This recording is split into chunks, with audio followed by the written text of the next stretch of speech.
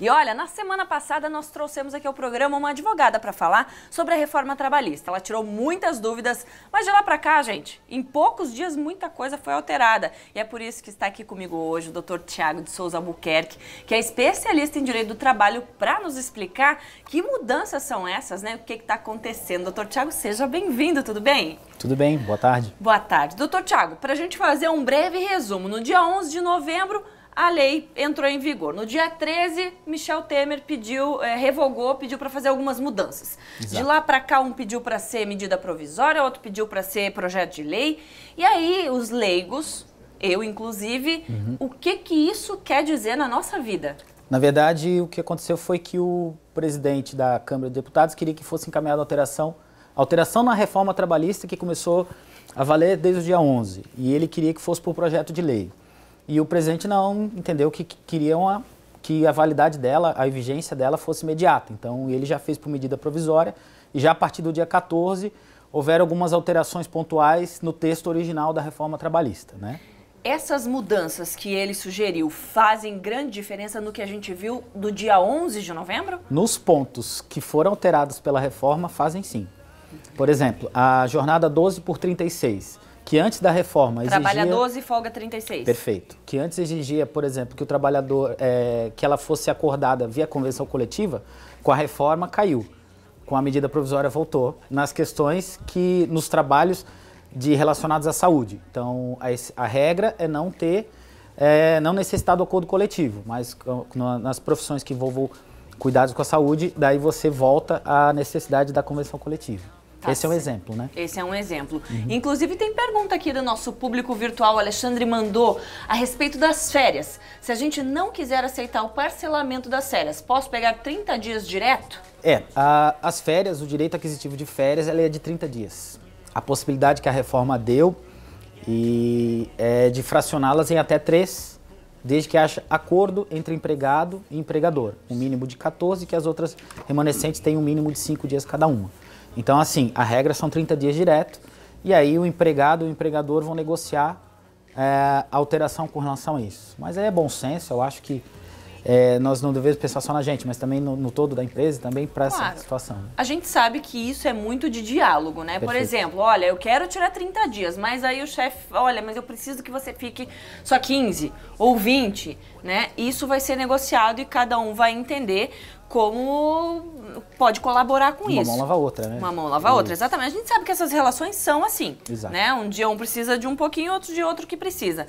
Mas ele não pode proibir, não, eu preciso desses 30 dias porque eu tenho um compromisso. Ele tem até um ano para conceder essas férias. Se ele não conceder em até um ano depois do período aquisitivo, ele é obrigado a pagá-las em dobro, né? Certo.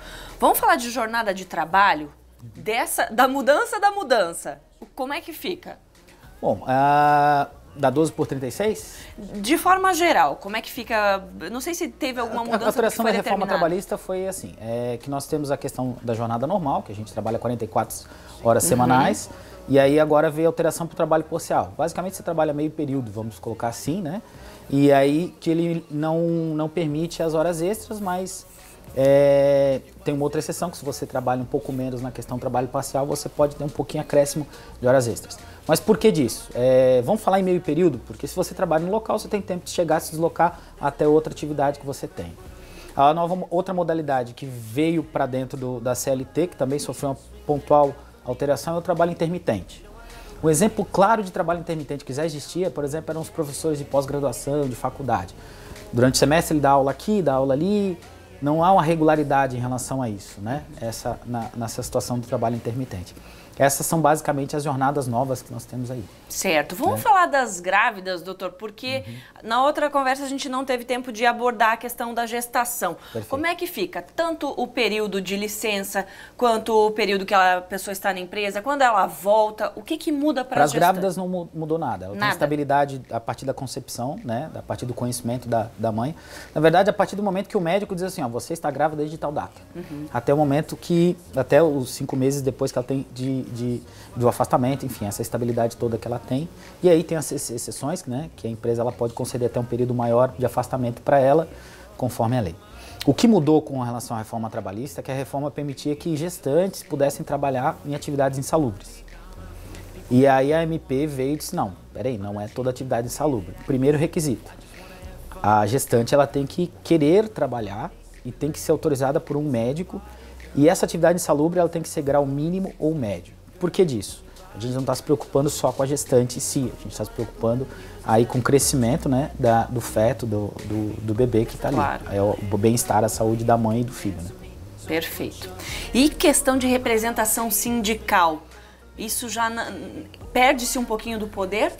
A representação sindical, primeiro assim, o sindicato é hiper importante, é ele que vai representar a categoria do empregado na coletividade daquela região que ele tem abrangência. Então, a força do sindicato vai depender muito dele mesmo. O que diz é o seguinte, são as compulsoriedades que, por exemplo, você não tem mais que recolher o imposto sindical se você não quiser, a contribuição, né?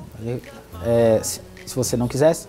A questão de você não necessitar mais homologar a rescisão dentro do sindicato, mas eu acho que a questão de perder força vai muito do sindicato, porque assim, ó, em contrapartida, agora o convencionado, o que o acordo coletivo, o que a convenção coletiva, os aditivos que vierem coletivamente forem tratados entre empresas e empregados, tem que ter representação sindical, eles vão ter mais força do que a própria lei. Exatamente, a união. Né? Desde que elas não venham para atentar contra a saúde e alguns direitos consagrados dos trabalhadores. Né? Perfeito. Doutor, obrigada por esclarecer algumas dessas partes e vamos ficar ligados nessa reforma aí que é muito do nosso interesse. Obrigada pela participação. Obrigado a vocês.